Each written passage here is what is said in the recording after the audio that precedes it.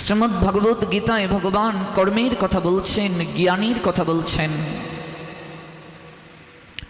ভক্তির কথা বলছেন, কিন্তু প্রেমের কথা বলেননি। কর্মযুগ আছে, জ্ঞান যুগ আছে, ভক্তি যুগ আছে। গীতায় তিনটি কাণ্ড, কর্ম, ভক্তি, জ্ঞান, তিনটি কাণ্ড। প্রথম কাণ্ডে 6টি অধ্যায়, দ্বিতীয় কাণ্ডে 6টি অধ্যায়, তৃতীয় কাণ্ডে 6টি অধ্যায়। এই হলো 18টি অধ্যায়। ভক্তিকে মাঝখানে রাখা হয়েছে, একদিকে কর্ম, একদিকে জ্ঞান, মাঝখানে ভক্তি। কর্মযুগ আছে, ভক্তি যুগ আছে, জ্ঞান যুগ আছে, কিন্তু গীতায় প্রেম যুগ নেই। প্রেম যুগের সাক্ষাৎকার গীতাতে আমরা পাইনি।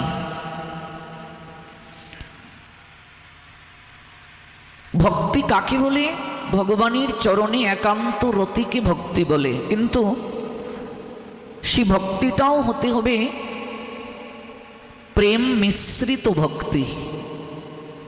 শুধু ভক্তি হলে হবে না, সেই ভক্তির মাঝে প্রেম মাখানো থাকতে হবে। যেমন আপনি ঘৃত দ্বারা আপনি সলিতাকে ডুবিয়েছেন, আপনি আরতি করবেন, কিন্তু সেই সলিতার মাঝে যদি একটু কর্পূর ছিটিয়ে দেয়া হয়, তাহলে অগ্নিটা কেমন করে প্রজ্বলিত হবে গো? খুব মনোরমভাবে, বিশেষভাবে অগ্নি প্রজ্বলিত হবে। ভক্তির সঙ্গে প্রেমকে মাখানো প্রয়োজন, কারণ বিনা প্রেম সে নাহি মিলে নন্দ লালা। নন্দের নন্দনকে পেতে গেলে মহাসাধিকা মীরাবাই বলছেন প্রেমের বড় প্রয়োজন। সেই প্রেমের সাক্ষাৎকার, প্রেমের দ্বারা খুব সহজে কেমন করে ভগবানকে প্রাপ্ত হওয়া যায়, তাই হলো প্রেমময় ভাগবত শাস্ত্র। প্রেমের দ্বারা কেমন করে ভগবানকে বশ করা যায়, পাওয়া যায়। গোপীরা তার শ্রেষ্ঠ উদাহরণ। তো প্রেমময় ভাগবত শ্রীকৃষ্ণের অঙ্গ, তাহাতে কহেন যত গোপ কৃষ্ণ রঙ্গ। এই প্রেমের দ্বারা রঙ্গলীলা গোপীদের শোনে ভগবান করেছেন। গোপী গোপনে যে ভজন করে, একটা প্রেমময় সত্তা হলো গোপী, প্রেমময় সত্তা। আজকাল তো মানুষ বাহ্যিকভাবে গোপী বেশ ধারণ করছে, বাহ্যিকভাবে পুরুষ শাড়ি পরছে, সিঁদুর দিচ্ছে, শাঁখা পরছে, যে আমরা গোপীভাবে ভজন করি।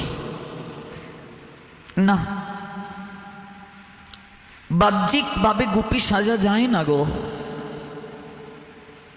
সম্ভব নয়। গোপীটা একটা প্রেমময় সত্তা, সকল কিছু গোবিন্দ প্রীত্যর্থে যারা উৎসর্গ করতে পেরেছে, এবং এটা গোপনে, বাহিরে প্রকাশ নয়, গোপনে যে ভজন করে, ভজনটা গুপ্ত থাকবে। যত গুপ্ত তত পুক্ত, যত নিবৃত্তে, যত গুপ্তভাবে ভজন করা যাবে তত পুক্ত। মনে রাখবে, যত আপনি প্রকাশ করবেন ভজন নষ্ট হয়ে যাবে। জপমালায় জপ করছেন, তাও বস্ত্র দ্বারা আবৃত করে করুন, এটা দেখানোর বিষয় নয়। আজকাল তো আমরা চারিদিকে কেবল প্রকাশ করতে ব্যস্ত। কে কত আমরা ভগবানকে ভালোবাসি, এটা কেবল ফেসবুকের মাঝে সীমাবদ্ধ হয়ে গেছে এখন। বিষয়টা কিন্তু তা নয়। যত গুপ্ত তত পুক্ত।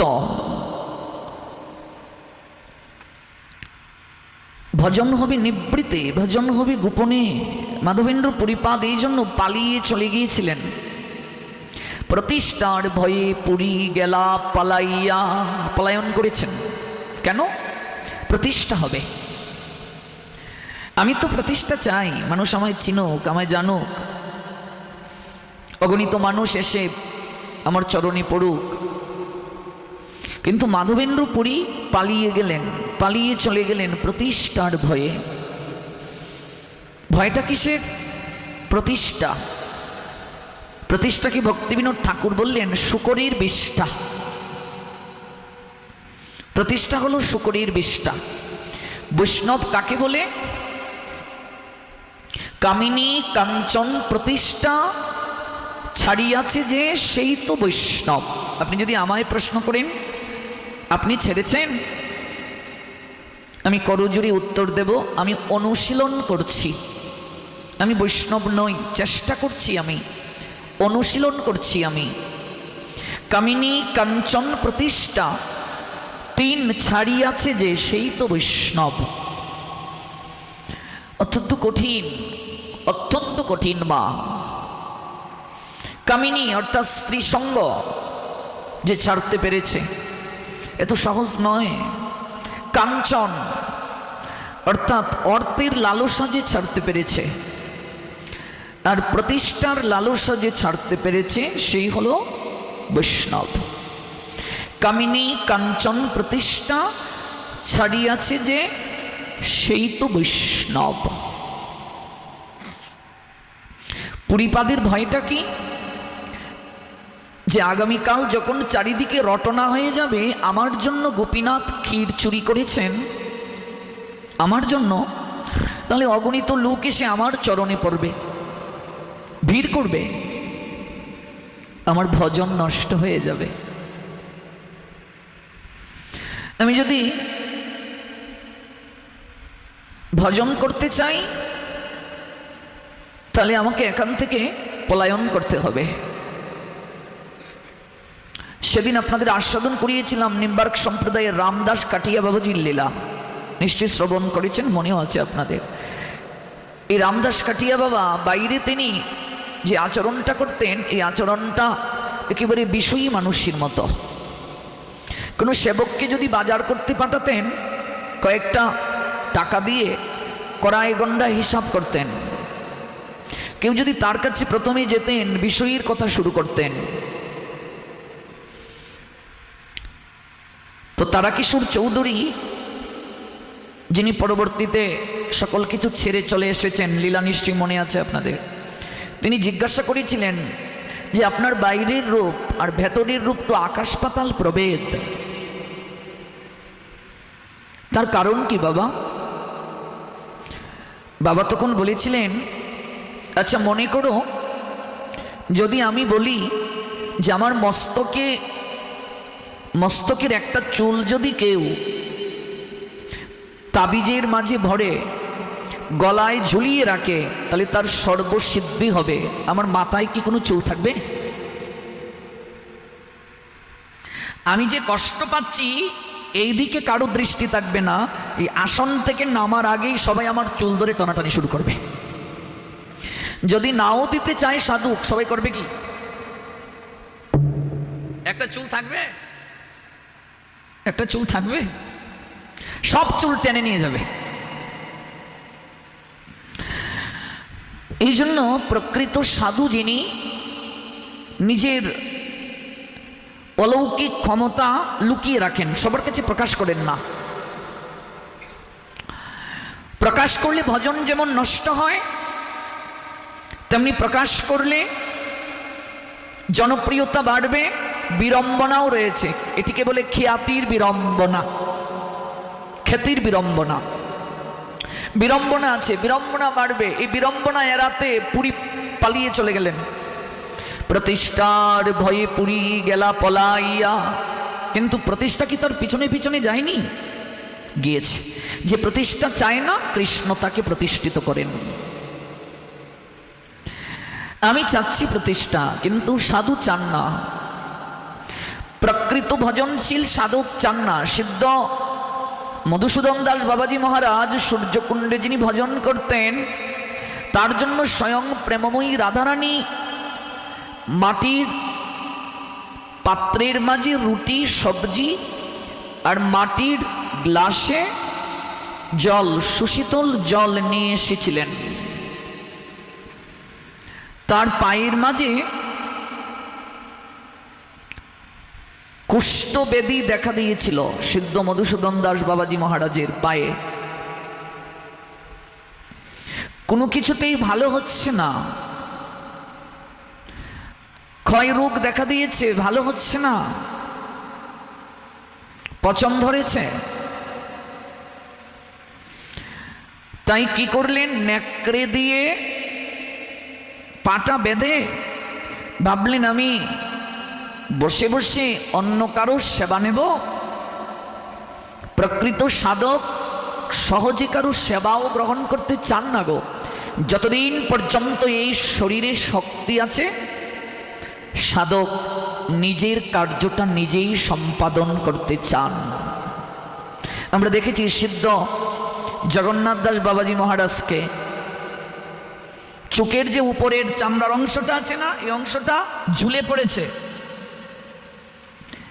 যিনি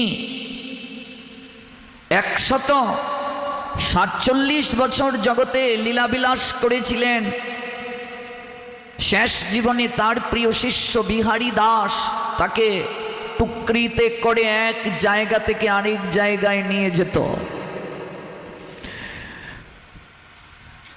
বৃদ্ধ হয়ে গেছেন, এরপরও বিহারীকে ডেকে বলছেন, ও বিহারী, চন্দন চর্চিত করে 2টি তুলসী পত্র আমার হস্তে দে। এই সকল মহাজনদের জীবন চরিত শ্রবণ করলেই হৃদয় নির্মল হয়ে যায়। মহাপাপী যে পাষাণের মতো হৃদয় যার, তাদের হৃদয়ও গলে যায়, বৈরাগ্য এসে যায়। ভক্ত চরিত নিত্য আস্বাদন করো, আস্বাদন করো অবিরত, তাতে ঘুচিবে জঞ্জাল, জঞ্জাল ঘুচবে, মুছে যাবে, ধুয়ে মুছে পরিষ্কার হয়ে যাবে। অবিহারী, 2টি তুলসী পত্র চন্দন চর্চিত করে আমার হাতে দে, চামড়াটা টেনে তুলে ধর। আমি গৌর সুন্দরীর চরণে 2টো তুলসী পত্র দেব। হ্যাঁ, আর আমরা হাঁটতে পারি, পাশে ভাগবত চলছে, চায়ের দোকানে বসে আড্ডা মারছি, চলার শক্তি আছে, বলার শক্তি আছে, সেবা করার শক্তি আছে।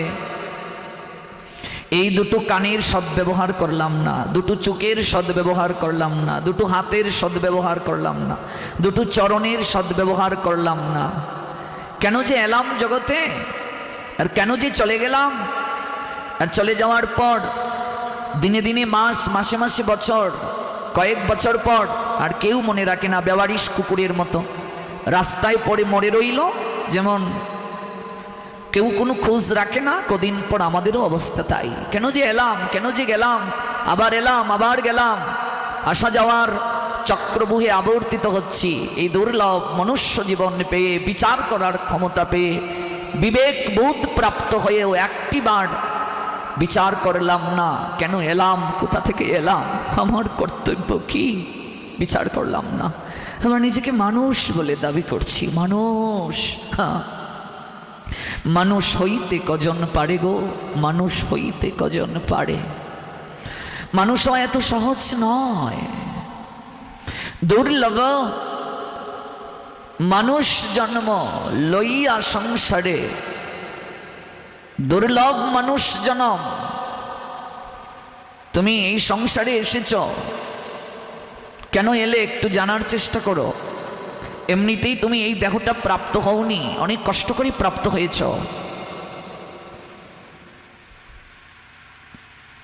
চামড়া ঝুলে পড়েছে, এরপরও ভজন থেকে বিরত নন, এরপরও সেবা থেকে বিরত নন। সাধক কি চায় মা, যেদিন আমি আর তোমার সেবায় অংশগ্রহণ করতে পারবো না, যেদিন আমি ভজন করতে পারবো না, আগের মতো যেদিন আর আমি ভজন করতে পারবো না, নাম সংখ্যা পূরণ করতে পারবো না, সেবা করতে পারবো না, এই দিনটা আসার আগেই তুমি এই জগৎ থেকে আমাকে নিয়ে যেও প্রভু। সাধকের এটাই প্রার্থনা। হরিদাস প্রার্থনা করছেন প্রভুর চরণে। কি হয়েছে হরিদাস, কি হয়েছে তোমার? শরীরটা খারাপ? হরিদাস বলছেন শরীর ভালো আছে প্রভু। হরিদাস জানেন এই শরীর পঞ্চভূতের শরীর, দেহিন অস্মিনিয়াতা দেহে কৌমারম যৌবনম জড়া তথা দেহান্তর প্রাপ্তি ধীরস্তত্র নমোজ্জতি। এই শরীর পরিবর্তিত হবে, এটাই তো শরীরের ধর্ম। এই শরীর আমার ভালো আছে প্রভু, কিন্তু আমার মন ভালো নেই। গৌরহরি হরিদাসের নিকটে বসে চোখে চোখ রেখে বলছেন কি হয়েছে হরিদাস, কেন তোমার মন ভালো নেই? হরিদাস বলে উঠছে প্রভু, আমি আগের মতো আর ভজন করতে পারি না, আমি আগের মতো ভজন করতে পারি না। সাধক কাঁদে ভজন করতে না পারলে, সেবা থেকে বঞ্চিত হলে, আর আমি চাই সেবা থেকে বঞ্চিত হতে। ভজন না করতে পারলে আমি বাঁচি, আর সাধক কাঁদে সেবা থেকে বঞ্চিত হলে। ভজন করতে না পারলে সাধক কাঁদে, এই দেহ রাখতে চায় না। আমি আর আগের মতো নাম সংখ্যা পূর্ণ করতে পারিনি প্রভু। আমার শরীর সুস্থ, অসুস্থ, বুদ্ধি মন, আমি আর আগের মতো ভজন করতে পারছি না। আমি নাম সংখ্যা পূরণ করতে পারিনি প্রভু, আমি আর আগের মতো নাম করতে পারছি না। গৌরহরি হরিদাস ঠাকুরকে জড়িয়ে ধরে বলছেন অনেক তো হলো হরিদাস, নামের মহিমা জগতে প্রচার করতে তোমারই অবতার ধারণ করা। তুমি তো সিদ্ধ হয়ে গেছো, হ্যাঁ এবার একটু কমিয়ে দাও না। আগের মতো আর তোমার নাম সংখ্যা পূরণ করতে হবে না, 3 লক্ষ হরিনাম করতে হবে না। একটু কমিয়ে দাও, কমিয়ে দাও হরিদাস, একটু কমিয়ে দাও। হরিদাস তখন গৌরহরির নয়ন পানে তাকিয়ে বলছে প্রভু, হীন জাতিতে জন্ম মোর নিন্দ কলে বর। আমি ম্লেচ্ছ প্রভু, আমি অস্পৃশ্য, আমি অদৃশ্য। এই নামের আশ্রয় নেয়ার কারণে তুমি আমাকে বৈকুণ্ঠের গতি দান করলে। ম্লেচ্ছ হওয়ার পরও তুমি বিপ্রের শ্রাদ্ধের আসরে সর্বশ্রেষ্ঠ সম্মান তুমি আমায় প্রদান করলে। তুমি আমায় বিপ্রের শ্রাদ্ধ পাত্র আমায় খাইয়ে দিলে, সর্বশ্রেষ্ঠ সম্মান করে আসনে বসিয়ে তুমি আমাকে বিপ্রের শ্রাদ্ধে প্রসাদ প্রাপ্তির পরিবেশ করে দিয়েছ, আর কাউকে তুমি দাওনি। যে কৃষ্ণ নাম, যে সাধন, যে ভজন আমাকে ম্লেচ্ছ থেকে বৈকুণ্ঠের গতি দান করলো, আমি কেমন করে সেই নাম ছেড়ে দেব প্রভু? আমি কেমন করে সেই নাম ছেড়ে দেব? আমি কেমন করে এই ভজন ছেড়ে দেব? আমাকে কে চিনতো, আমাকে কে জানতো প্রভু? তুমি আমাকে বৈকুণ্ঠের গতি দান করেছ।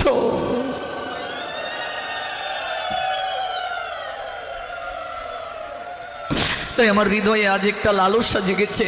আমি যেহেতু আগের মতো ভজন করতে পারছি না, আগের মতো নাম করতে পারছি না, আমার একটা নিবেদন আছে তোমার কাছে প্রভু। বলো না দেবে? আমি সারাটা জীবন তোমার কাছে ভিক্ষা চেয়েছি, তুমি দিয়েছ আমায়, দুহাত ভরে উজাড় করে দিয়েছ। কিছু তোমায় দিতে পারি না, কেবল নিয়েছি।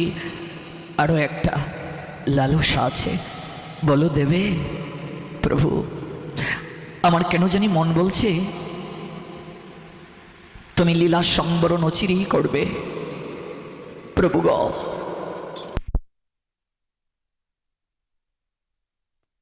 তুমি অচিরেই লীলা সংবরণ করবে। তোমার আপন ভুবনে কোটি কোটি ভক্ত আছে, যারা তোমাকে প্রাণ সম ভালোবাসে, কিন্তু আমার ভুবনে তুমি ছাড়া যে আমার আর কেউ নাই। ভক্তের ভুবনে ভগবান ব্যতীত আর কেউ নেই রে মা, আর কেউ নেই নেই। ভক্ত কেবল ভগবানের দুটো চরণকে ভরসা করে, অবশ্য রক্ষিবে কৃষ্ণ, এটাই তো ভক্তের একমাত্র ভরসা, একমাত্র বিশ্বাস। ভক্তের আস্থা কেবল ভগবানের নামের উপর, ভগবানের এই দুটো চরণ তার একমাত্র সম্বল। আমার আপন ভুবনে তুমি ছাড়া যে আমার আর কেউ নেই প্রভু, আর কেউ নেই। আমি দেখতে পারবো না তোমার চলে যাওয়ার দৃশ্য, আমি দেখতে পারবো না, তাই আমি তোমার আগে চলে যেতে চাই। মহাপ্রভু সেদিন কি বলেছিলেন জানেন? হরিদাস, আমার যে সকল সুখ, আমার যে সকল আনন্দ কেবল তোমাকে ঘিরে হরিদাস। ভগবানের সকল আনন্দ ভক্তকে ঘিরে, তুমি আমায় ছেড়ে চলে গেলে আমি কাকে নিয়ে আনন্দ করব, আমি কাকে নিয়ে লীলাবিলাস করব? আমার যে সকল আনন্দ কেবল তোমাকে ঘিরে। হরিদাস, বুঝতে পেরেছি হয়তো আমি তোমার যোগ্য নই, তাই তুমি আমায় ছেড়ে চলে যেতে চাচ্ছ। ভগবান বলছেন আমি তোমার হয়তো যোগ্য নই, তাই তুমি আমায় ছেড়ে চলে যেতে চাচ্ছ। হয়তো আমি তোমার যোগ্য নই, তুমি আমায় ছেড়ে চলে যেতে চাচ্ছ।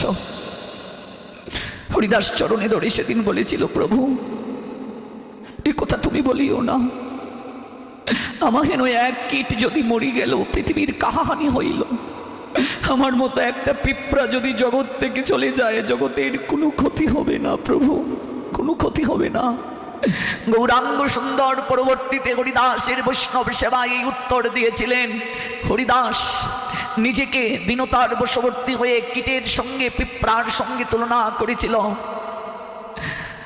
কিন্তু গৌর হরি ভক্তের মর্যাদা, হরিদাসের ন্যায় বৈষ্ণবের মর্যাদা জগতে কতটুকু জানালেন। বললেন, হরিদাসের মতো সাধু যদি জগৎ থেকে চলে যায়, ধরণী মাতৃকা চিৎকার করে কাঁদে, গুমরে গুমরে কাঁদে। ধরণী মা সকল কিছু সহ্য করতে পারে, শত শত তলা অট্টালিকা ধরণীর উপরে হয়, এই ধরণী মা আপন মমত্বে ভার বহন করে, কিন্তু ধরণী মা অসুরের নিঃশ্বাস সহ্য করতে পারে না। তাই ধরণী মাতৃকা প্রার্থনা করেছিলেন, এই অসুরের বিষাক্ত নিঃশ্বাস, পাপ তাপ আমাকে এতটা তপ্ততা দান করেছে, আমি একটু সুশীতলতা চাই, শীতলতা। এই জন্য কলিযুগে সর্বপ্রথম ধরণীকে সুশীতলতা দান করার জন্য রঘুনন্দনের মস্তক থেকে প্রেমের ভাণ্ড, দধির ভাণ্ডটা ফেলা হয়। সর্বপ্রথম ধরণী আস্বাদন করে নেই প্রেমের ভাণ্ড থেকে প্রেম দধি, সুশীতলতা প্রাপ্তির জন্য। ধরণী মাতৃকা কাঁদেন কাঁদেন। গৌরহরি কি বলেছিলেন? হরিদাস আছিল পৃথিবীর শিরোমণি, তাহা বিনা রত্ন শূন্য হইল মেদিনী। ধরণী রত্ন শূন্য হয়ে যান, হরিদাসের ন্যায় সাধু যদি চলে যান। যারা প্রকৃত সাধন করে, প্রকৃত ভজন করে, তাদের অন্তিম গতি হরিদাসের ন্যায়ই হয়। হরিদাসের ইচ্ছে পূরণ করেছিলেন মহাপ্রভু।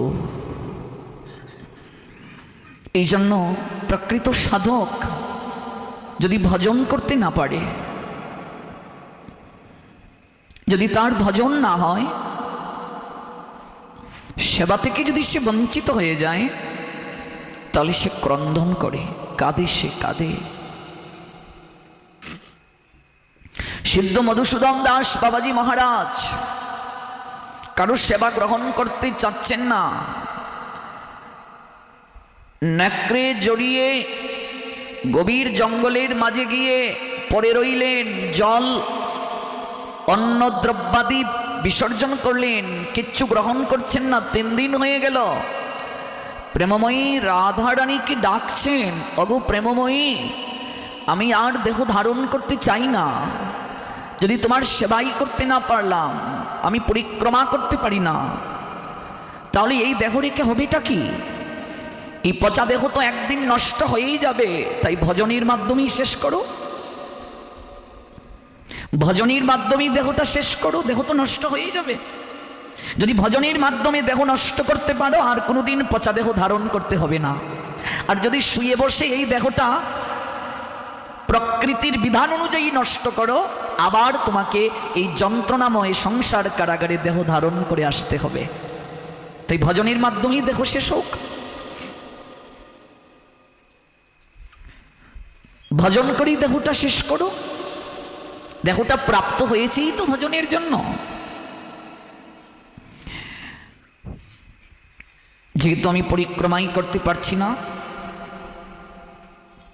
তোমার সেবাই করতে পারছি না, এই দেহ আমি আর রাখবো না। আমি আর এই দেহ রাখতে চাই না। পায়ের মাঝে নেকড়ে দিয়ে বেঁধে দিয়েছেন, জড়িয়ে রেখেছেন পচা অংশটা, আর গভীর জঙ্গলের মাঝে পড়ে রইলেন। কেউ যেন তাকে না দেখে, না জানে, কারো সেবা গ্রহণ করতে চান না, কোনো সেবক তাকে সেবা করবে এটা তিনি চান না। সিদ্ধ গৌরকিশোর দাস বাবাজি মহারাজের চরণ সেবা কেউ কোনোদিন করতে পারেনি।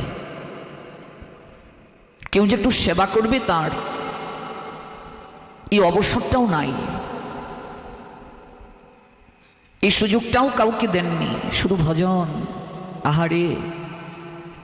আর আমি কোথায় পড়ে আছি, কোথায় পড়ে আছি আমি? কার বাড়ি গিয়ে ভিক্ষা করে রান্নার জন্য পাত্র চাইবেন?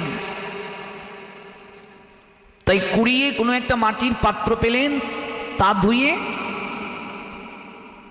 তন্ডুল একটু সিদ্ধ করে তাই পেয়ে নিতেন। কোনোদিন বা তন্ডুল গঙ্গা জলের মাঝে ভিজিয়ে তারপর চিবিয়ে পেয়ে নিতেন। মৃত লাশের যে কাপড় চোপড় দেয়া হতো, এগুলো গঙ্গায় ধুয়ে একটু কৌপিন ব্যবহার করতেন গৌরকিশোর দাস বাবাজি। শুধু ভজন, আর কোনো অবসর নাই। মস্তকের উপরে গঙ্গা মৃত্তিকা, কয়েক সের গঙ্গা মৃত্তিকা মস্তকের উপরে রেখে মন্ত্র ধ্যান করতেন, আহ্নিক করতেন। কোথাও যদি যেতেন, নবদ্বীপের রজ কয়েক সের সঙ্গে নিয়ে যেতেন। বাবাকে প্রশ্ন করা হয়েছিল, ও বাবা, এই কোথাও গেলে এই নবদ্বীপের রজ এ তো গঙ্গা মৃত্তিকার সঙ্গে নিয়ে কেন যাচ্ছেন? বাবা বলেছিলেন, আমি পাগল, কোথায় থেকে কোথায় গিয়ে মরি। যদি চলতে চলতে মরে যাই, তাই সঙ্গে আমার গৌর সুন্দরীর চরণ রজ নিয়ে যাই। যদি মরে যাই কোথাও, নবদ্বীপের বাইরে যদি মরে যাই, প্রাণ যখন বের হবে, এই রজকণা, এই পুতলিটা বুকের মাঝে জড়িয়ে ধরব।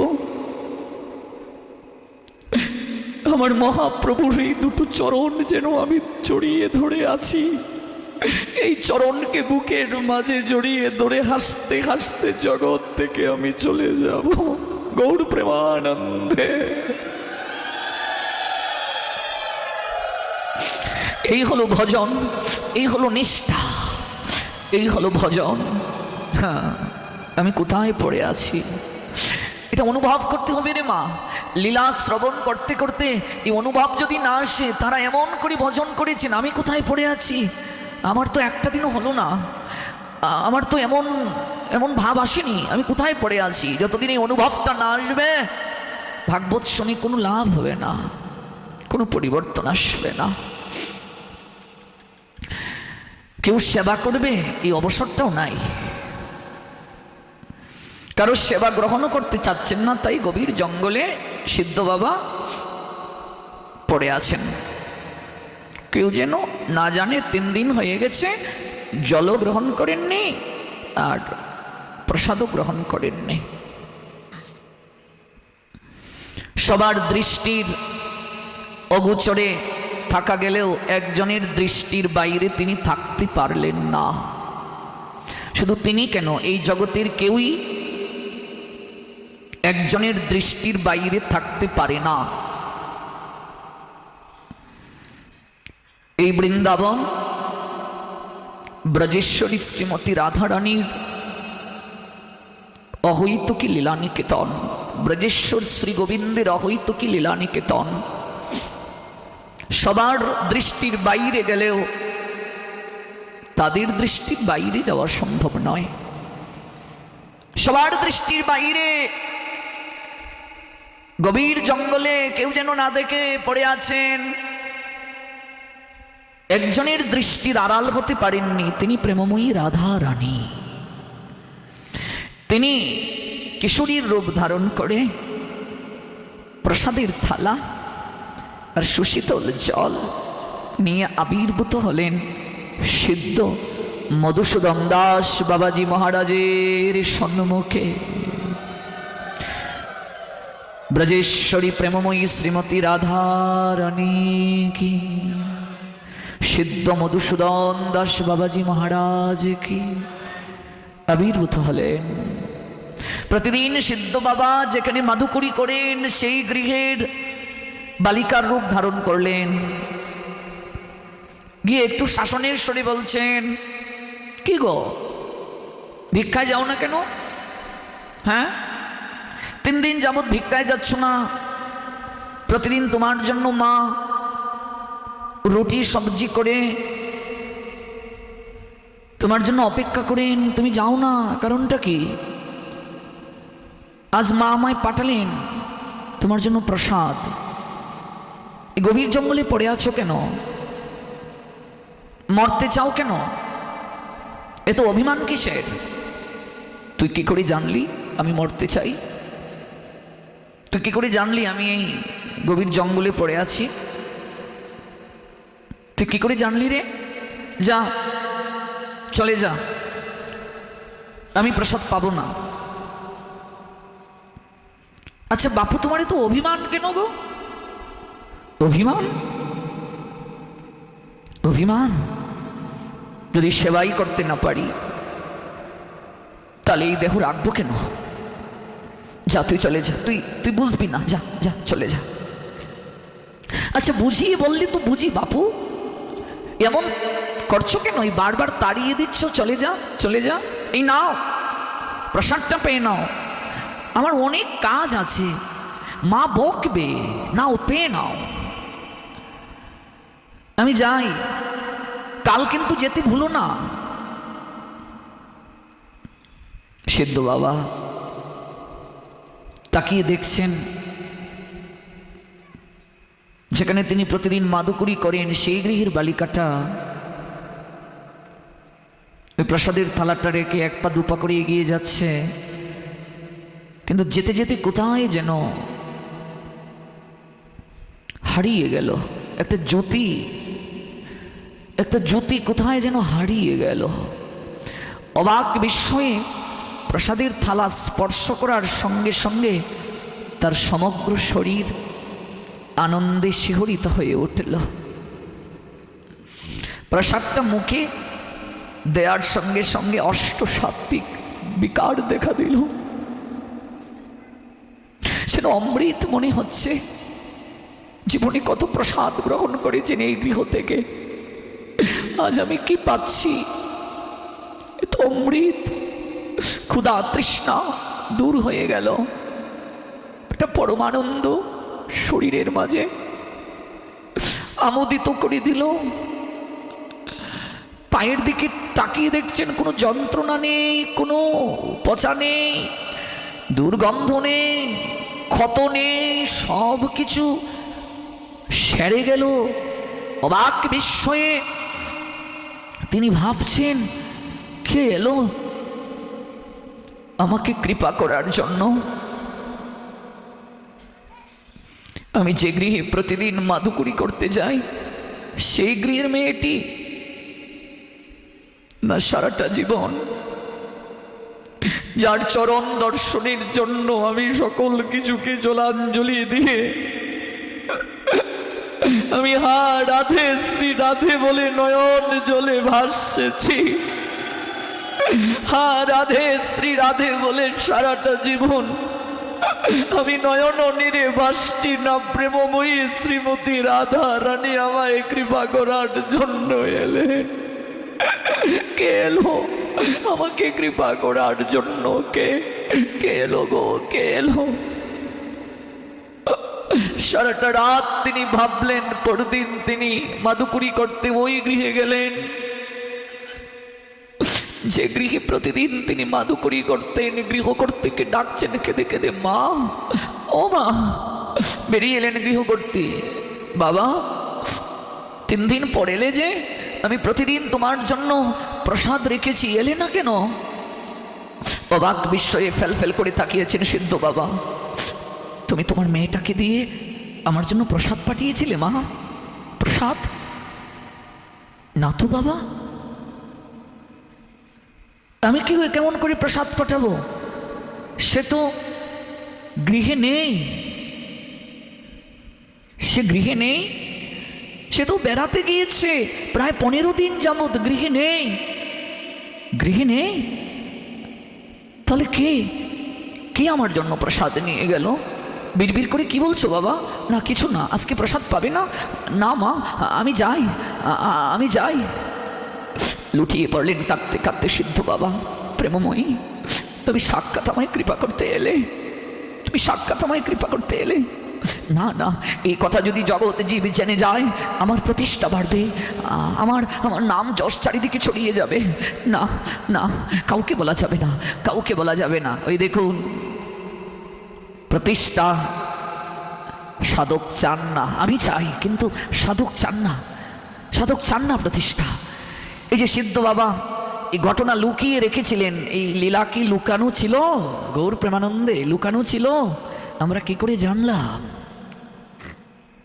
হ্যাঁ, যিনি প্রতিষ্ঠা চান না স্বয়ং প্রেমময়ী তাকে প্রতিষ্ঠিত করেন, স্বয়ং শ্রী গোবিন্দ তাকে প্রতিষ্ঠিত করেন।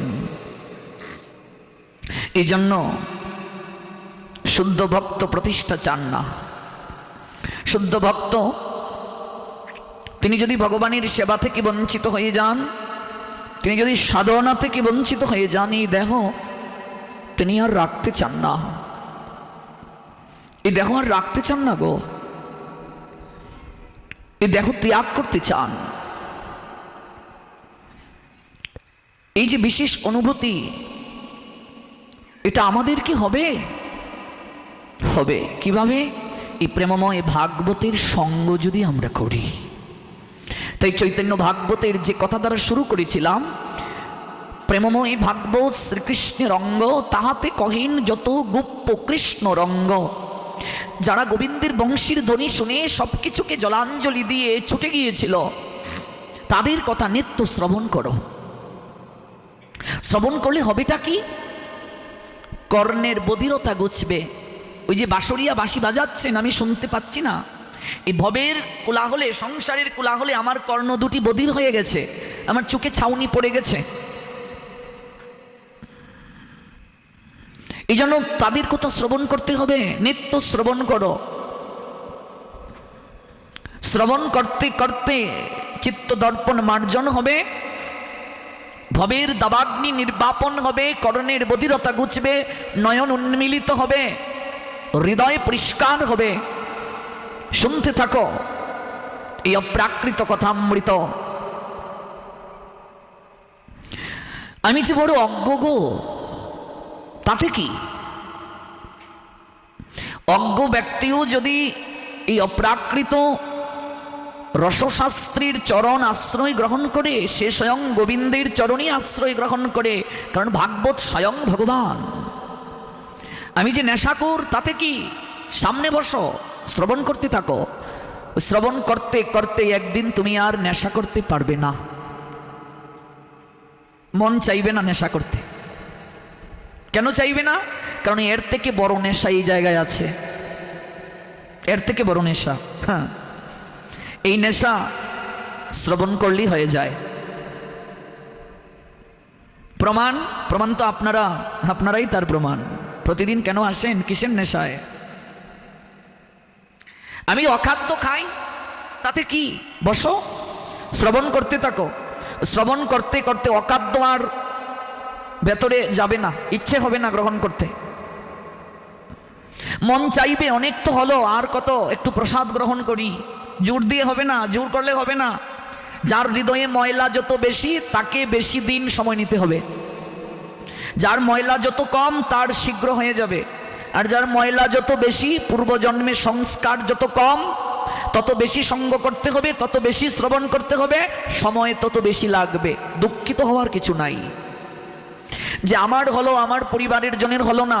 তুমি দুঃখ করে হবে কি? তোমার সংস্কার ছিল, ওর নেই, সময় লাগবে। পূর্বজন্মে ময়লা বেশি, পরিষ্কার হতে সময় লাগবে। রান্নার পাত্রটা যদি অধিক পরিমাণে কালি লেগে থাকে, একটু ছাড়াতে সময় হবে কি না? ওমা, সময় বেশি লাগবে। এখানে ময়লা যত বেশি, সময় তত বেশি লাগবে। কিন্তু হাল ছাড়লে হবে না, শ্রবণ করতে থাকো। আমার হৃদয় বড় মলিন, অশান্তি, আমার কিছু ভালো লাগে না, অশান্ত হৃদয়। বসো এখানে, বসে হবেটা কি? বসে কি হবে তাহলে শুনো।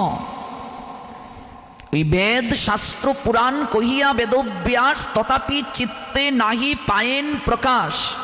এত এত গ্রন্থ শাস্ত্র রচনা করে ব্যাসদেব হৃদয়ে শান্তি পাচ্ছিলেন না, আনন্দ পাচ্ছিলেন না। তাই তিনি বসে বসে ভাবছিলেন যে আমি নিজেই শান্তি পাচ্ছি না, আনন্দ পাচ্ছি না, জগৎকে আমি কি আনন্দ দান করব? কোথা থেকে বলছি? চৈতন্য ভাগবত থেকে, অন্তলীলা। যখন শ্রী ভাগবত জিহ্বায় স্ফুরিল, ততক্ষণে চিত্তবৃত্তি প্রসন্ন হইল।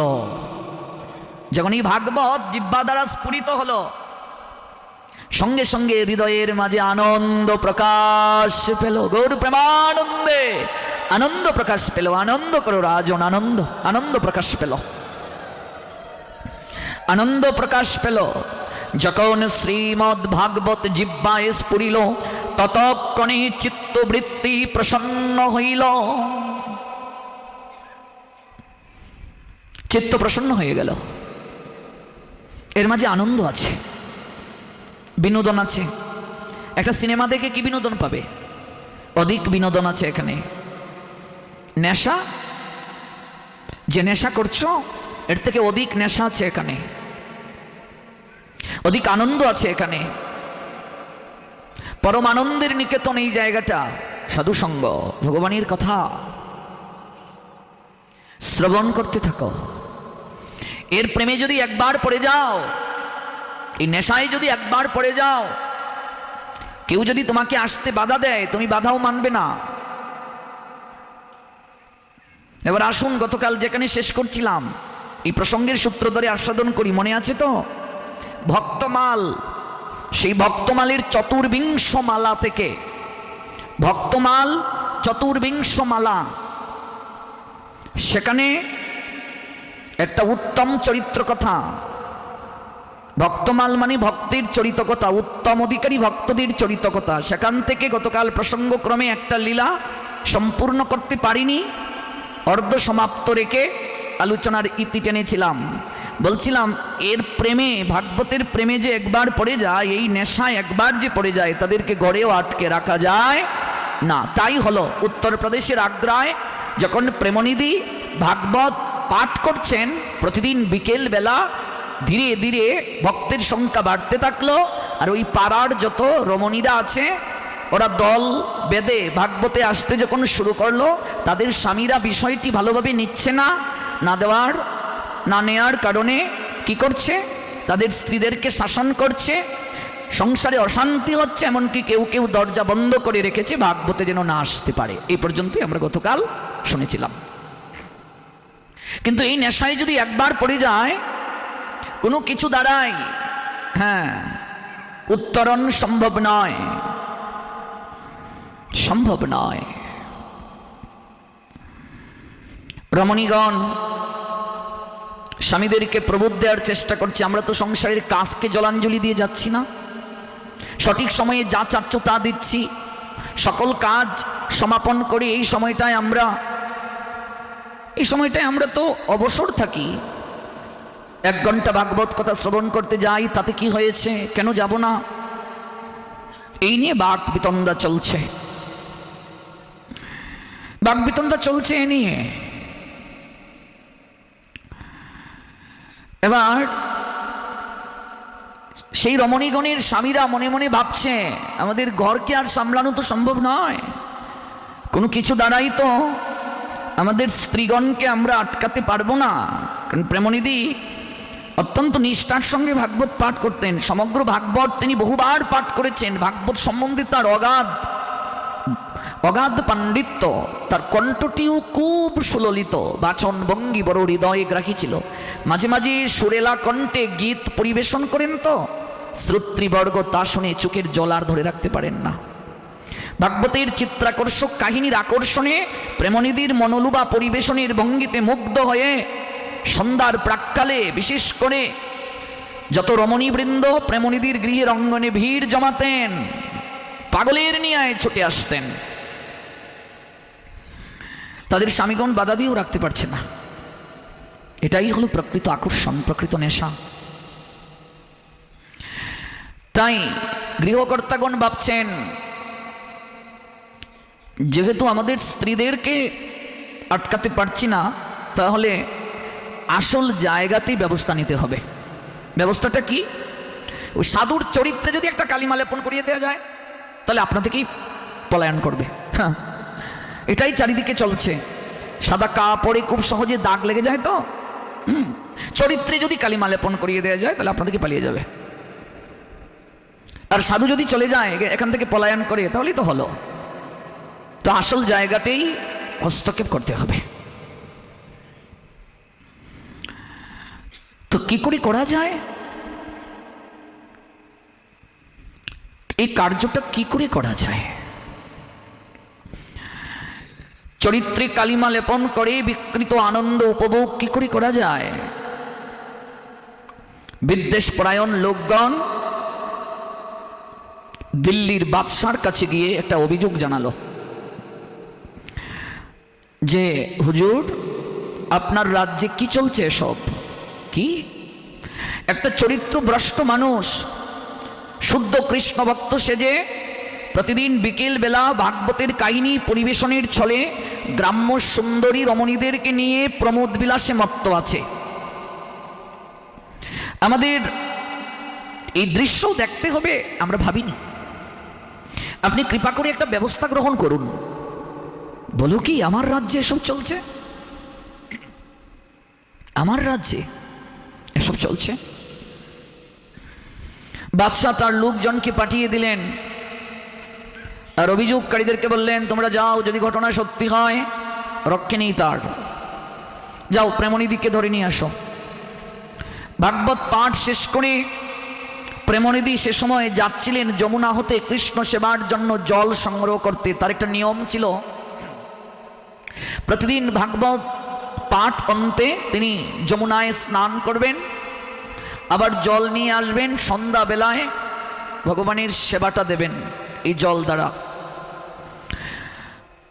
ঠিক এই সময়ে বাদশার লোকজন তাকে পাকড়াও করলো। আমার অপরাধ, গেলেই বুঝতে পারবি, চল আমাদের সঙ্গে, আমায় একটু সময় দাও।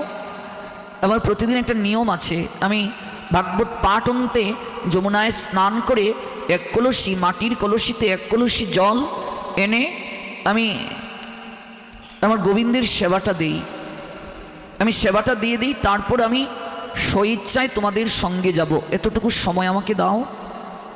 হ্যাঁ, এত সাধু সাজবি না। সাধু সাজার অন্তরালে কি করিস? সব সংবাদ বাদশাহ হুজুরের কাছে গিয়েছে। এই ভণ্ডামি বাদ দে, সময় দেয়া যাবে না তোকে, চল আমাদের সঙ্গে, নইলে টেনে হিসড়ে নিয়ে যাব একজন শুদ্ধ ভক্তকে, বৈষ্ণবকে। এত বড় অপমান।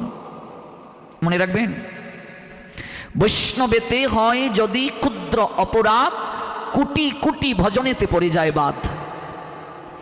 ভগবান সবচেয়ে বেশি শাস্তি প্রদান করেন সাধু চরণে অপরাধীকে। বৈষ্ণব চরণে অপরাধীকে, গুরুদ্রোহীকে সবচেয়ে বেশি শাস্তি প্রদান করেন। সাধু যদি অপরাধ নাও গ্রহণ করেন, কিন্তু ভগবান তাকে ছাড় দেন না, ভগবান ছাড় দেন না। সাধু গ্রহণ করছেন না অপরাধ, কিন্তু ভগবান ছাড় দেন না। আমাদের চৈতন্য মঠের প্রাক্তন আচার্য, নিত্যলীলায় প্রবিষ্ট অষ্টোত্তর শত শ্রী শ্রীল ভক্তি কুসুম শ্রমণ গোস্বামী মহারাজ এই ঢাকা বিক্রমপুর জমিদারের সন্তান ছিলেন, এমবিবিএস ডাক্তার, বিলেত ফেরত, 4টা ডিগ্রি ছিল, সকল কিছু ত্যাগ করে চলে গিয়েছিলেন, ত্যাগী হয়ে গিয়েছিলেন। বিবাহের সম্বন্ধ তার মা বাবা নিয়ে এসেছিলেন, সকল কিছু প্রস্তুত ছিল, পালিয়ে চলে গেলেন। বৈরাগ্য যদি একবার আসে, কোনো কিছু দ্বারা তাকে ধরে রাখা যায় না গো। জপমালা কোনোদিন হাত থেকে তার অন্য কোথাও রাখতে সহজে কেউ দেখেনি, সর্বদা সহাস্য বদন ছিল। আর এত দৈন্যতার ভূষণে ভূষিত, করুণা পরবশ, মহাপ্রভুর শিক্ষাষ্টকমের 3য় শ্লোকটা ওনার মাঝে বিদ্যমান ছিল। আমার এগোর ভাঙ্গিয়াছে যে আমি বাঁধি তার ঘর, আপন করিতে কাঁদিয়া বেড়াই যে মুড়ে করেছে পর। যে মুড়ে করিল পথের বিভাগী, পথে পথে আমি ফিরি তার লাগি। দিগল রজনী তার তরে কাঁদি, ঘুম যে হরেছে মোর। এত বড় বৈষ্ণব, এত বড় মহাত্মা, তিনি হরিনাম করছেন জপমালায়। একজন কপট ব্রহ্মচারী তাকে অপমান করতে শুরু করলেন। তিনি মৃদু মৃদু হাসছেন, কিছুই বলছেন না। ঝগড়া করতে গেলেও তো দুপক্ষ প্রয়োজন। তিনি যেহেতু কথার উত্তরই দিচ্ছেন না, হরিনাম করে যাচ্ছেন, বাধ্য হয়ে সেই কপট লোকটি পাদুকা ছুঁড়ে মারলো ওনাকে, পাদুকা ছুঁড়ে মারলো। তাতেও তিনি একটুও বিচলিত হলেন না, শুধু এই কথাটাই বললেন, এখন তো তুমি ক্রোধান্বিত, যখন তোমার ক্রোধ সংযত হয়ে যাবে তখন হয়তো তুমি উপলব্ধি করতে পারবে এই আচরণটা তোমার ছিল না। ওই ক্রোধে আচ্ছন্ন হওয়ার কারণে হয়তো অন্য কেউ তোমাকে দিয়ে এই আচরণটা করেছে। কল্পনা করা যায়? এটা অনুভব করুন তো। সাধু হওয়া এত সহজ নয় রে মা। গীতায় গোবিন্দ বলছেন, শত্রু মিত্রে যতদিন তুমি সমান হতে না পারবে, সমান দৃষ্টিতে না দেখতে পারবে, কখনো তুমি আমার আপন হতে পারবে না, গোবিন্দের প্রিয় হওয়া যাবে না। সমশত্রু চ মিত্রে চ তথা মান অপমানয়। মান অপমান দুটোই সমান যেদিন আমার হবে। আমার গুরুদেব সবসময় বললেন, ছেড়ে দে তো বাবা, সমাজের লোক তোকে সম্মান করলেই তোর কি, আর তোর নিন্দা করলেই তোর কি। সমাজের লোক তোকে মূল্য দিলেই তোর কি, আর না মূল্য দিলেই তোর কি। তোর সর্বদা চিন্তা থাকতে হবে গোবিন্দ তোকে কতটা গ্রহণ করেছেন, ভগবান কি তোকে ভালোবাসেন। আর তাকে ভালোবাসতে গেলে, তার প্রিয় হতে গেলে এই গুণগুলো তোর থাকতে হবে। এই যে দ্বাদশ অধ্যায়ে লেখা আছে এই গুণগুলো। তিনি অপরাধ নেননি, অথচ ভগবান ক্ষমা করেননি বাবা, ভগবান ক্ষমা করেননি। 3 দিনের ভেতরে ফল পেয়ে গেল কপট সেই ব্রহ্মচারী লোকটি। একটা বৃক্ষতলে কয়েকজন লোককে নিয়ে প্রমোদ বিলাস করছে, আনন্দ ফুর্তি করছে, হাস্যলাস্যভাবে মাতুয়ারা আছে। ঠিক সেই সময় বৃক্ষের উপর থেকে একটা কালো সর্প সেই লোকটার গলের মাঝে পড়ে এই জায়গাতেই তাকে দংশন করল। যে জায়গা দিয়ে কথা বের হয়, দংশন করলো। বিষের যন্ত্রণায় ছটপট করছে লোকটা, ছটপট করছে, প্রাণ যায় যায় অবস্থা, রক্ষা পেল না। মরে গেল।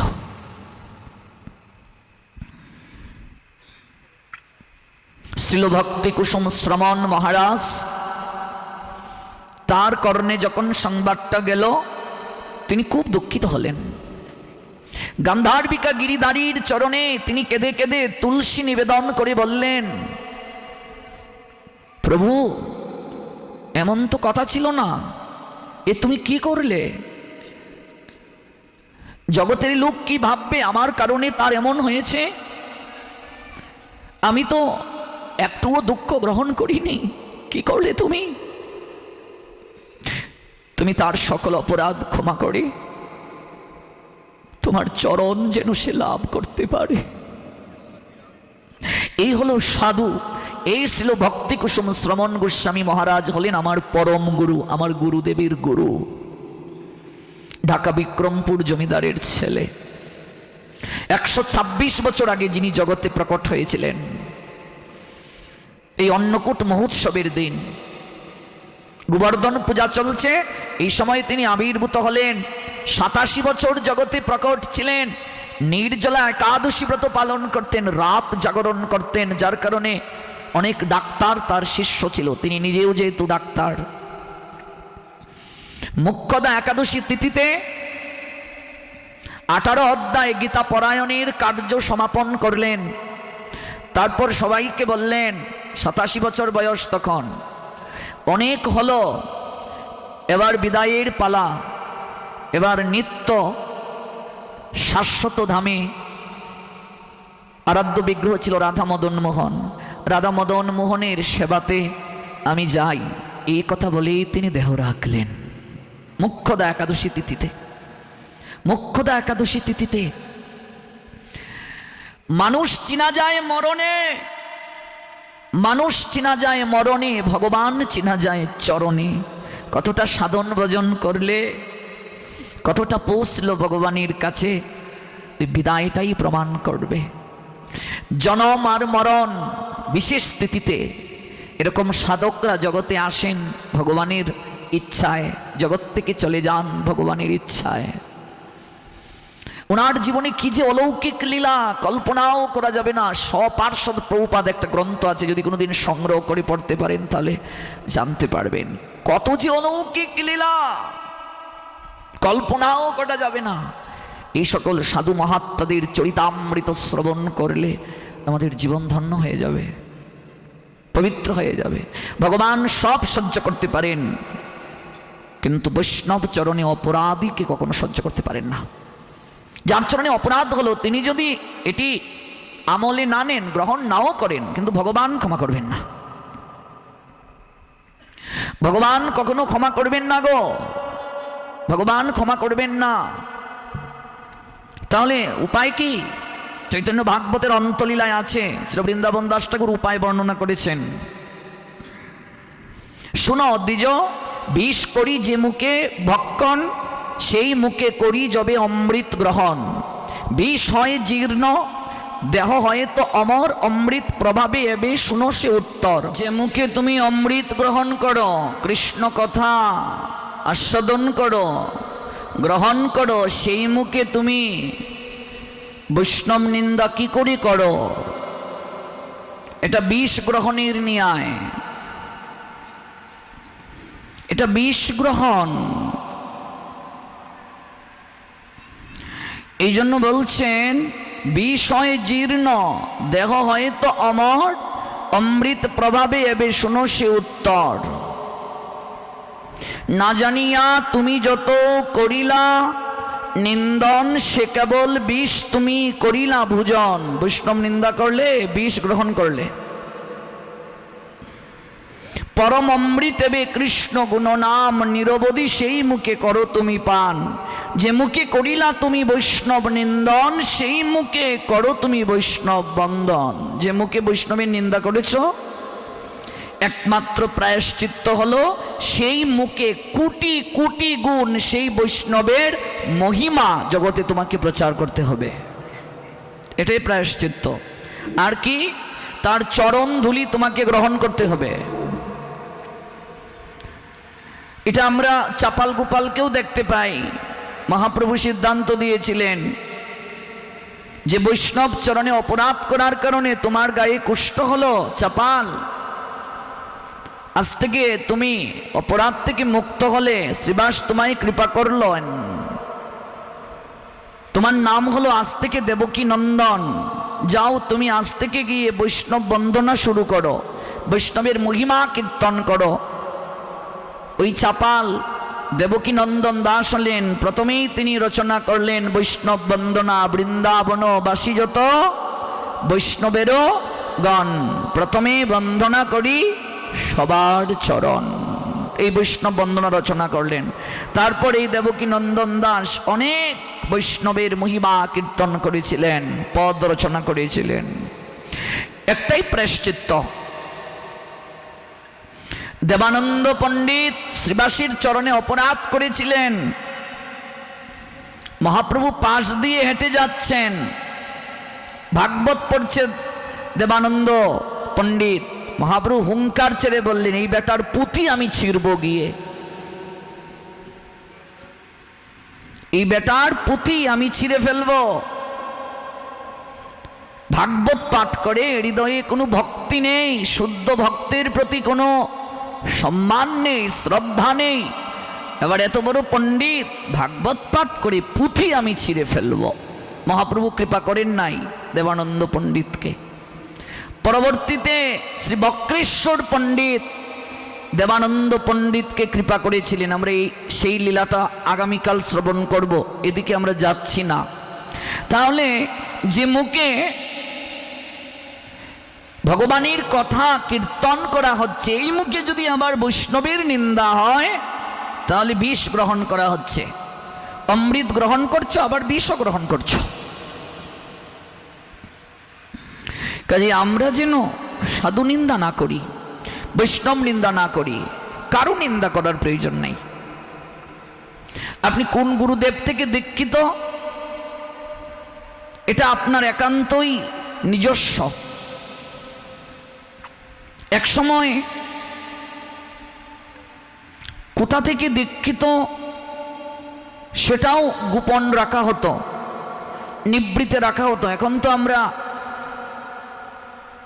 একেবারে ঢালাও করে প্রচার করছি, কিন্তু ভজন যেমন গুপ্ত তেমনি গুরুদেবও গুপ্ত, এ তো বাইরে প্রকাশের বিষয় নয়। কৃষ্ণদাস কবিরাজ গোস্বামীপদের গুরুদেবকে বলুন তো, অথচ কৃষ্ণদাস কবিরাজ গোস্বামীপদকে কজন না চিনি আমরা। রঘুনাথ দাস গোস্বামীপদের গুরুদেবকে বলুন তো, অথচ রঘুনাথ দাস গোস্বামীপদকে সবাই চিনি আমরা। স্বর গোস্বামীপাদের কেউ কি মহাপ্রভুর দীক্ষিত শিষ্য ছিলেন? অথচ মহাপ্রভুর প্রতি তাদের জীবন যৌবন সকল কিছু সমর্পিত ছিল, সকল কিছু সঁপে দিয়েছিলেন। আজকাল গুরুবাদ আমাদেরকে এমন ভাবে ধ্বংস করে দিচ্ছে চারিদিকে, এ থেকে বের হতে হবে। দলাদলিতে আমরা আবদ্ধ হয়ে গেছি, এটা কাম্য নয়। মহাপ্রভুর সময়ে এটা ছিল না। মহাপ্রভুর পার্শ্বদগণ এক এক গুরুদেবের দীক্ষিত, কিন্তু সেগুলো কোনো প্রাধান্যই ছিল না। সবাই তারা একত্রিত হয়ে ভগবানের গুণমহিমা প্রচার করেছিলেন। কে কোন গুরুদেবের দীক্ষিত এটা নিয়ে কোনো কথাই ছিল না। আজকাল খুব চলছে এগুলো, চারিদিকে একটা দল করার জন্য আমরা এগিয়ে যাচ্ছি, দলাদলিতে আমরা মগ্ন হয়ে যাচ্ছি। এ থেকে আমাদের বের হতে হবে, অথবা অদূর ভবিষ্যতে এটা মহা সমস্যার কারণ হবে। গুরুবাদ আমাদেরকে নিম্নমুখী করে দেবে, করছে। এই জন্য আপনি কোথা থেকে দীক্ষা নিলেন সেটি পরে পরে বিবেচ্য। প্রথম বিবেচ্য আপনি আমি সবাই আমরা মহাপ্রভুর দাস, গোবিন্দের দাস। আমরা সবাই একে অপরের আপনার জন, এই ভাবটা রাখতে হবে মনের মাঝে। এই ভাব থেকে সরে যাওয়া যাবে না। মহাপ্রভুর কাছে সবাই স্থান পেয়েছিলেন, কে কোন গুরুদেবের দীক্ষিত এই নিয়ে কোনো কথা ছিল না। কিন্তু আমরা কেন জানি হৃদয়কে বৃহৎ করতে পারছি না, হৃদয়কে আমরা সংকীর্ণ করে ফেলছি, হৃদয় সংকীর্ণ হয়ে যাচ্ছে। আমাদের হৃদয়কে বৃহৎ করতে হবে। মহাপ্রভুর ভক্ত যে তার হৃদয় সংকীর্ণ কখনো হতে পারে না। মহাপ্রভুর ভক্ত যে তার হৃদয় উদার। মহাপ্রভুর ভক্তের হৃদয় কখনো সংকীর্ণ হতে পারে না গো, হতে পারে না।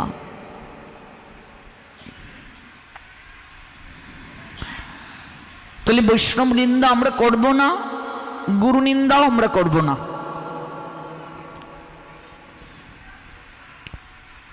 আর যে ব্যক্তি নিন্দা করেছে সে নিম্নগতি প্রাপ্ত হবে। যদি সে উপলব্ধি করতে পারে আমি অপরাধী ভগবানের কাছে গেলেও সে ঠাঁই পাবে না, তার একটাই কর্তব্য, যার নিন্দা করেছে তার কোটি কোটি গুণ স্তুতি মহিমা জগতে প্রকাশ করতে হবে, আর তার চরণধুলি অঙ্গে মাখতে হবে। তিনি যদি ক্ষমা করেন তাহলে ক্ষমা প্রাপ্তি সম্ভব।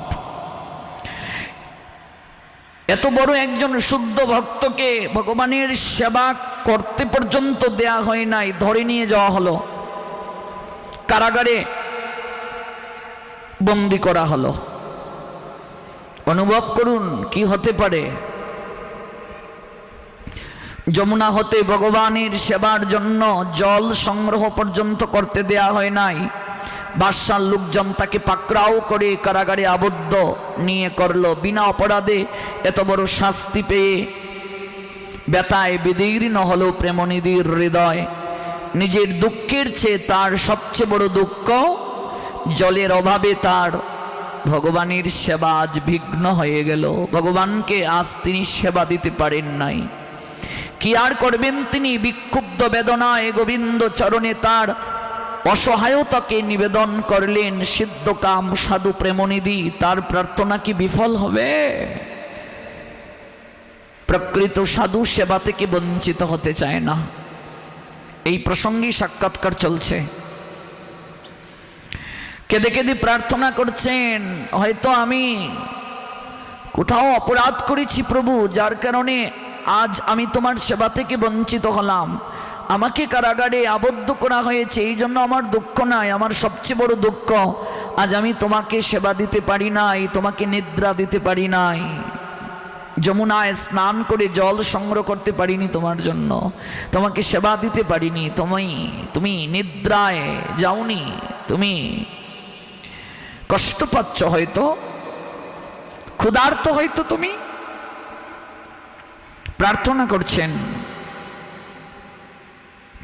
গভীর রাত্রিতে নিদ্রা বিভূত বাদশার বুকে একটা বিশাল ভার অনুভব করে উঠে বসতে গিয়ে তিনি দেখলেন একজন তার বুকের উপর বসে আছে।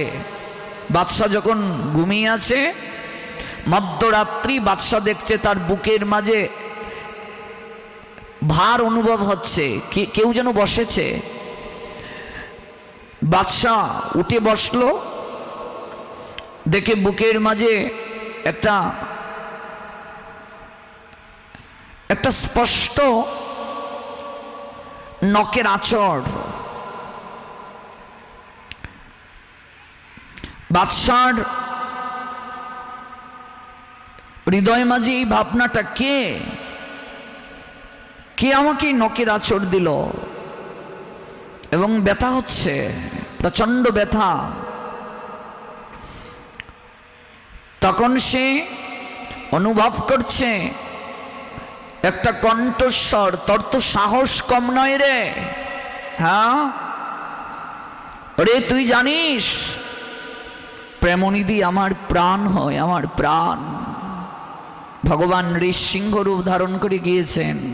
হ্যাঁ, নখ দিয়ে এরকম আঁচড় দিয়ে, শুধু আঁচড়টা সে উপলব্ধি করছে, দর্শন তার ভাগ্যে হয় নাই। একটা শব্দ শুনতে পাচ্ছে, এই তোর সাহস তো কম নয়।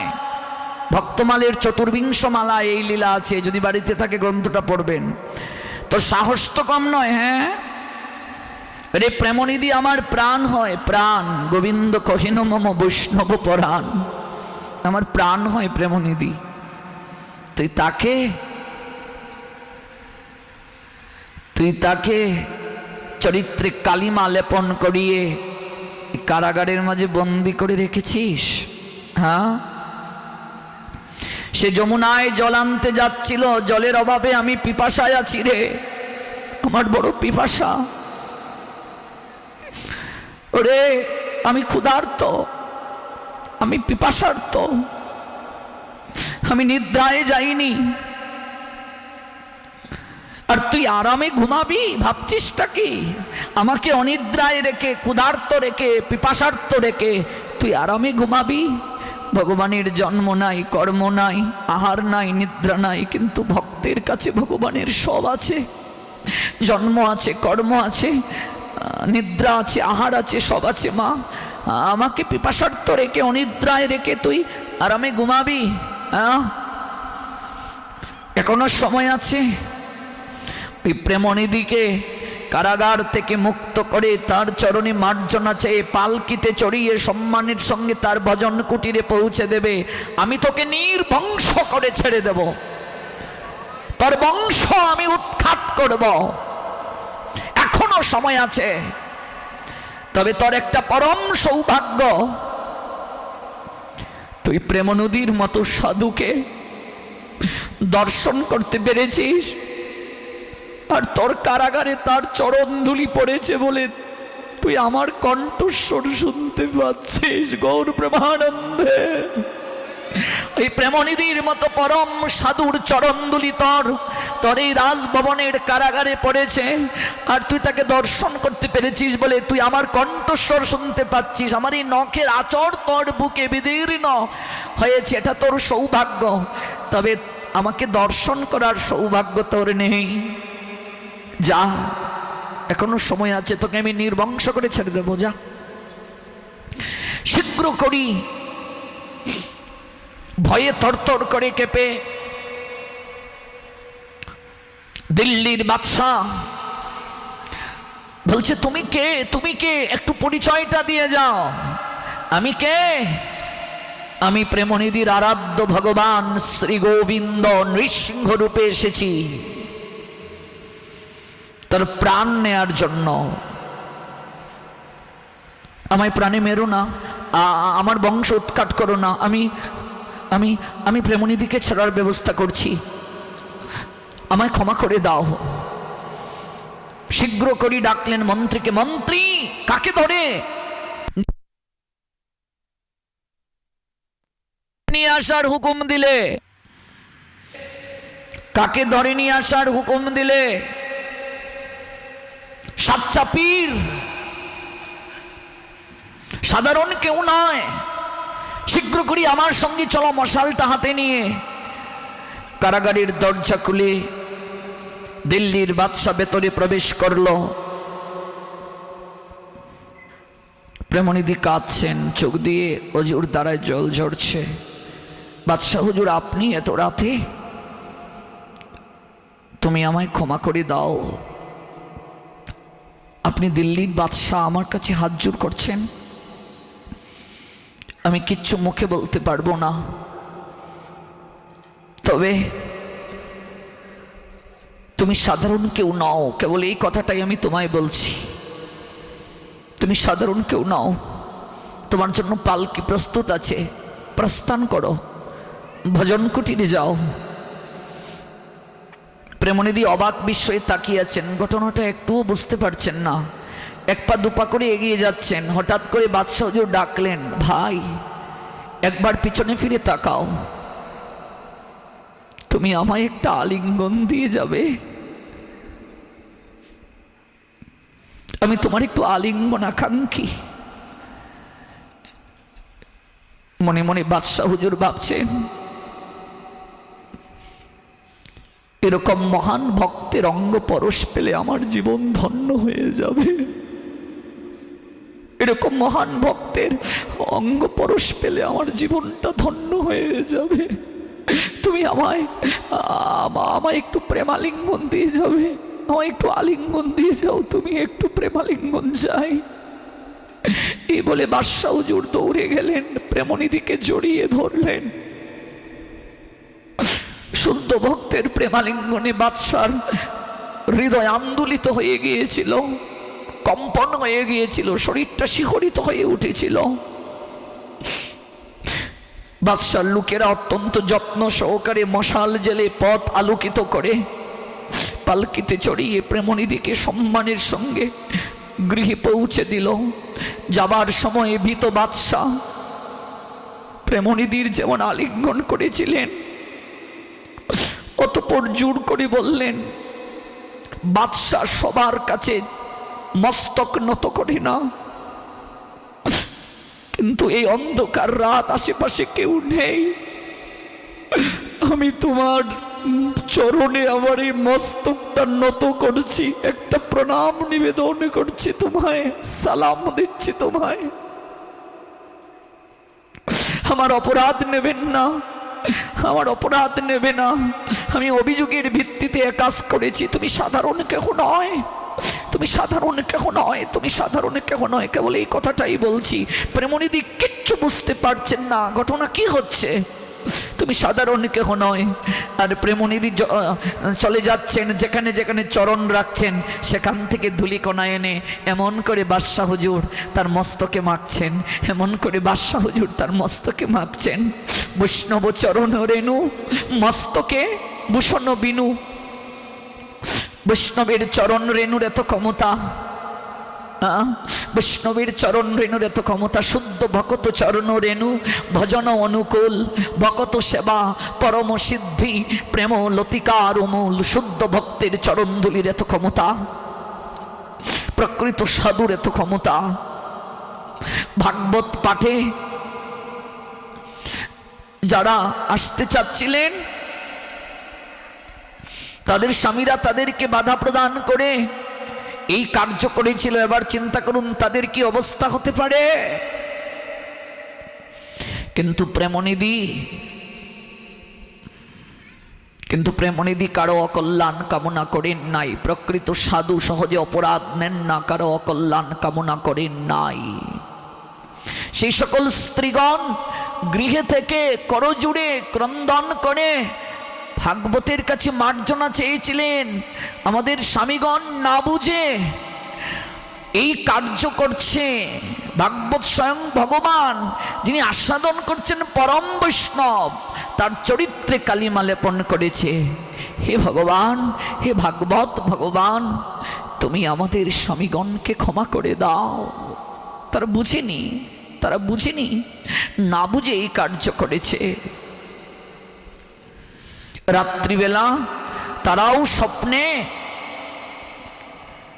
এই ভয়াল মূর্তি দর্শন করলো। ভয় পেয়ে তারা ছুটে এলো প্রেমনিধির চরণে, এসে সাষ্টাঙ্গে ভুলুণ্ঠিত হয়েছিল। আজ থেকে তুমি আপন মনে ভাগবত পাঠ করবে। শুধু আমাদের স্ত্রীগণ নয়, আমরাও সকল কাজকে সামলে 1 ঘন্টা সময়ের জন্য বিকেল বেলা এসে তোমার নিকটে বসব এই দিব্য অপ্রাকৃত এই ভাগবতের লীলামৃত শ্রবণ করার জন্য। আমরাও আসবো, আমরাও এসে বসবো এই দিব্য লীলামৃত আস্বাদন করার জন্য, এই ভাগবত কথামৃত আস্বাদন করার জন্য। আজ থেকে কেউ বাধা দেবে না। তুমি আপন মনে পাঠ করবে, তুমি আপন মনে গাইবে, আমরা শ্রবণ করব, আমরাও শ্রবণ করব। দিনে দিনে ভক্তের সংখ্যা বাড়তে লাগলো। ভাগবতের প্রেমের ঢেউ সবার হৃদয়কে ছুঁয়ে দিল। ধীরে ধীরে সবার মাঝে অপ্রাকৃত কৃষ্ণ প্রেমের বীজ বপন হলো, অঙ্কুরিত হলো, পল্লবিত হলো, পুষ্পিত হলো। নিতাই গো, নিতাই গো সীতানাথ প্রেমানন্দে হরিব। আমাদের হৃদয়েও এই অপ্রাকৃত প্রেমের লহরী স্পর্শ করুক, তনুমন স্নিগ্ধ হোক, আবেশিত হোক। ভাগবতের অপ্রাকৃত কৃপা আমরাও যেন গভীরভাবে লাভ করতে পারি। আজ এখানেই বিশ্রাম টানছি। আগামীকাল যথাসময়ে যেখানে শেষ করছি সেখান থেকে সেই লীলার আনুগত্যে ধারাবাহিকতায় আমরা শ্রবণ করব। হরে কৃষ্ণ কৃষ্ণ কৃষ্ণ হরে হরে।